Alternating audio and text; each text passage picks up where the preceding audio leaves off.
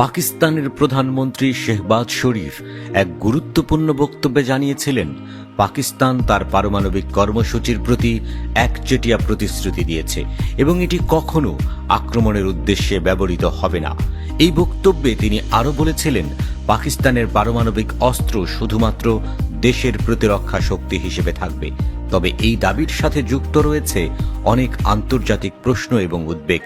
আন্তর্জাতিক মহল পাকিস্তানের পারমাণবিক কর্মসূচি নিয়ে সন্দিহান। সম্প্রতি যুক্তরাষ্ট্র পাকিস্তানের বিরুদ্ধে নতুন নিষেধাজ্ঞা আরোপ করেছে। একদিকে পাকিস্তানের বিরুদ্ধে প্রতিরক্ষা শক্তি হিসেবে যুক্তি দাঁড় করাচ্ছে, অন্যদিকে বিশ্ব তার উদ্দেশ্য নিয়ে সন্দেহ প্রকাশ করছে।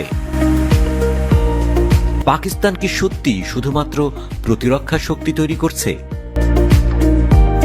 শেহবাজ শরীফের বক্তব্য ছিল একদম স্পষ্ট, আমরা কখনো আক্রমণের উদ্দেশ্যে পারমাণবিক অস্ত্র ব্যবহার করব না, এটি শুধুমাত্র আমাদের প্রতিরক্ষা শক্তি হিসেবে থাকবে।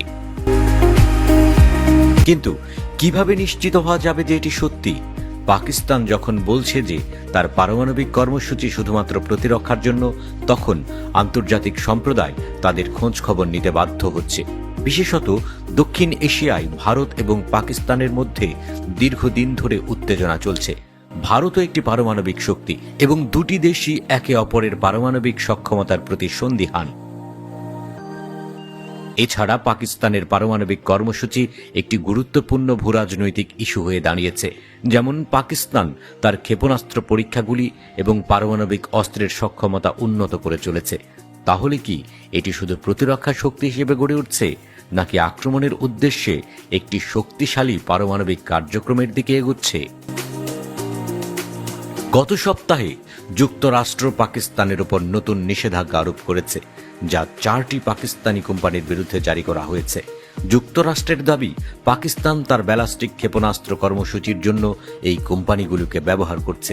এর ফলে পাকিস্তান আন্তর্জাতিক অঙ্গনে এক নতুন চাপের মধ্যে পড়েছে। যুক্তরাষ্ট্রের দাবি, পাকিস্তান অস্ত্র বিস্তারকারী রাষ্ট্র হিসেবে নিজেকে প্রতিষ্ঠিত করার চেষ্টা করছে, বিশেষ করে এমন একটি সময় যখন পারমাণবিক অস্ত্র সংক্রান্ত আন্তর্জাতিক আইন আরও কঠোর হচ্ছে। যুক্তরাষ্ট্রের পক্ষ থেকে আরও বলা হয়েছে, পাকিস্তান একটি বৃহৎ পারমাণবিক ক্ষমতা গড়ে তোলার চেষ্টা করছে, যা বিশ্বের জন্য এক বড় ধরনের হুমকি হতে পারে।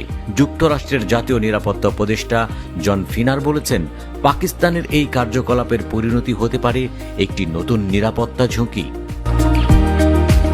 তবে পাকিস্তান এসব অভিযোগ অস্বীকার করেছে এবং নিষেধাজ্ঞাগুলিকে অবিচার এবং অত্যাচারমূলক বলে অভিহিত করেছে। শেহবাজ শরীফ যুক্তরাষ্ট্রের নতুন নিষেধাজ্ঞার প্রতি তীব্র প্রতিক্রিয়া জানিয়েছেন।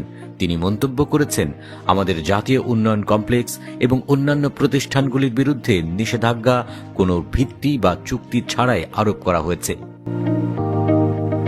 পাকিস্তানের ক্ষেপণাস্ত্র কর্মসূচির উপর যুক্তরাষ্ট্রের আরোপিত নিষেধাজ্ঞার কোনো যৌক্তিকতা নেই বলে মন্তব্য করেছেন দেশটির প্রধানমন্ত্রী শেহবাজ শরীফ।